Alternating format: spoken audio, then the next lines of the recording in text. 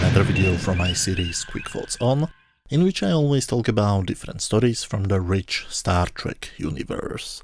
30 years and a bunch of weeks ago, the next episode of Star Trek The Next Generation premiered.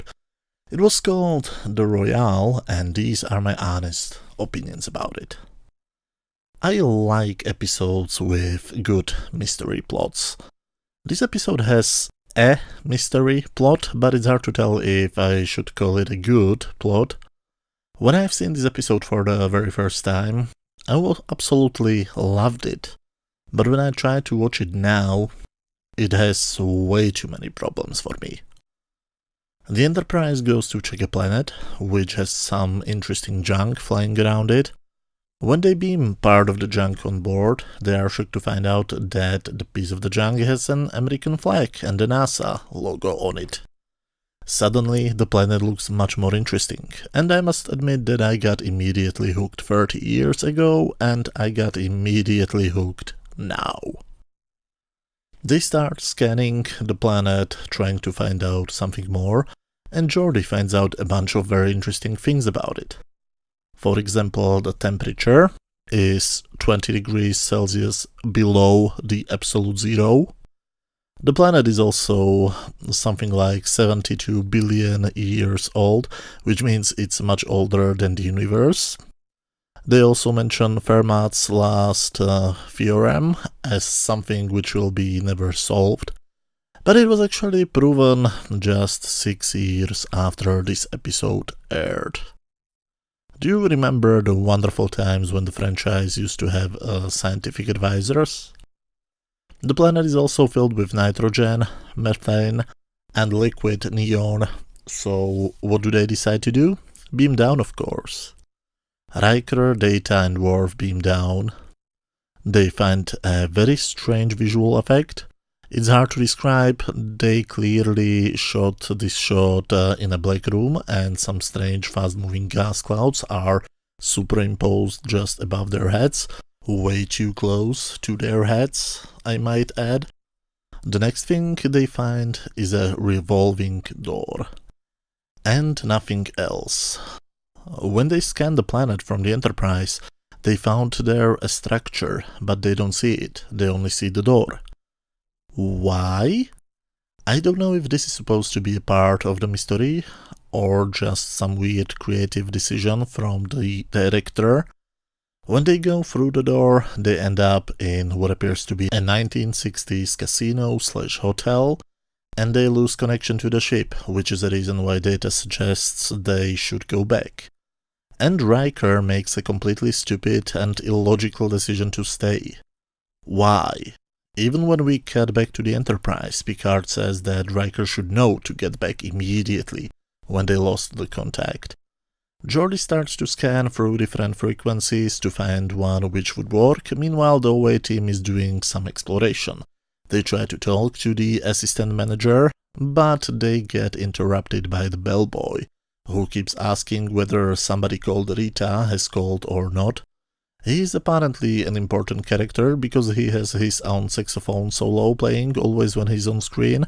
If I understood it correctly, he's in love with this Rita woman, but she's the girlfriend of a local gangster named Mickey D.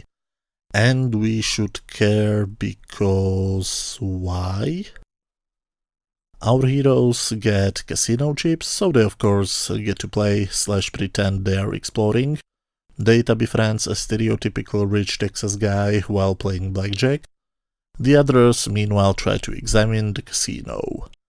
When they finally decide to behave logically and leave the building, something happens. Something which is shot very poorly.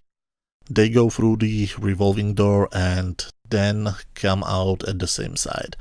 I assume it's supposed to be showing that the door always leads to the building, but it's shot in a way which suggests that they don't know how to use a door. They are clearly seen making a U-turn. Why didn't they simply cut out some frames or do a simple split screen shot? I mean, they have done a similar effect earlier in the season in the episode where Silence has lease, in a scene in which every door from the bridge led back to the same bridge. Why couldn't they do something like that again? Anyway, they finally start taking this seriously. Data finds out that none of the people are actually alive. So, what are they? Ghosts, zombies, robots, illusions? We're never told. That's one of the annoying things about this episode. It asks many questions, but gives no answers. Which can be a good thing if the questions are, for example, about moral issues, but they're usually not very good in the case that you're talking about the plot of the episode. They try to talk to everybody and to scan everything because they now suddenly want to get out of the building. Everybody ignores them, but they find remains of one life form above. When they go to the room which has the signs, they find a bed with a skeleton. Riker claims that he had to die in his sleep. I don't get why he thinks that. I mean, he had the blanket over his face and his mouth wide open. To me, he looks like he was strangled by somebody, but that's not really important. They find his uniform and realize that he was a NASA astronaut who died 283 years ago. So, how did he get there? We don't know. He and his crew suddenly met some aliens. They have accidentally killed the others, but they created this fake casino for him on their planet, based on some crappy novel, which he had with him thinking that this is normal human behavior. You know, this sounds actually like a very interesting story. Why can't we watch that one? I'd love to know more about it, but unfortunately that's all of the information we get. Who were the aliens? Why did they kill the astronauts, but not this one? What happened to them? How did they create this hotel and everybody inside? How could they read a novel written in English? What are these people? We don't know. Worf tries to shoot a hole into the wall, but whatever this hotel is built from, it's phaser-proof. But then suddenly the bellboy subplot continues. The gangster called Mickey D arrives, has a little argument with him. Then he shoots him, leaves his corpse lying on the ground and leaves the building. And nobody cares. Some of the women look scared for a few seconds and that's it. I don't know, but shouldn't somebody care? At least the receptionist, who looks like they were friends or something? But it's no time to ask logical questions. Riker is fascinated by the fact that Mickey D could leave the casino, and they can't. They can now talk to the Enterprise thanks to Geordi, who found some working frequencies, so they now have a plan. Everything what happens on the planet is taken directly from the novel, and the novel ends with a bunch of foreign investors who come and buy the casino, after which they leave, which means that they are the investors. So that's exactly what they decide to do. Using data, they win a bunch of millions of dollars in the casino, they buy the building, and only then are they allowed to leave. Why? Is there some computer running this as a simulation? Seriously, what's the building? Is it some kind of simulation? How is it running for 283 years? Does it, I don't know, reboot every day? Do all of the characters do the same things every day? I'd really love knowing stuff like this, but unfortunately, we are given no information. And these are the two main problems for me. Way too many scientific inconsistencies and way too many unanswered questions.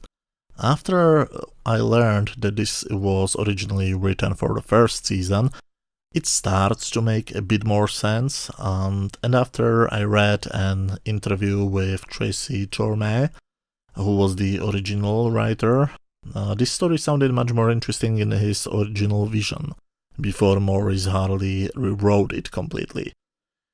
Tracy hated Harley's rewrite so much that he requested his name to be removed from the script. It was in the end credited to Keith Mills, and he was so upset that he left the writing staff. Don't get me wrong, I would never call this episode bad. I still enjoy watching it, but it's one of the episodes in which the more I think about the details of the story, the worse it looks. On my standard scale from 0 to 10, where 0 is complete garbage, 10 is a masterpiece, and 5 is just average, I would give this episode something like 6 out of 10 or maybe even a 7 out of 10. But as always, these are just my opinions. Let me know, what did you think about this episode? Did you love it, hate it, or do you agree with my slightly above average rating? Let me know what did you think down in the comment section. If you enjoyed this video, please hit that thumbs up button, and if you have some free time, feel free to watch any of the other videos on my channel. You should see some links on screen right now. Thank you very much for watching and see you very soon. Bye.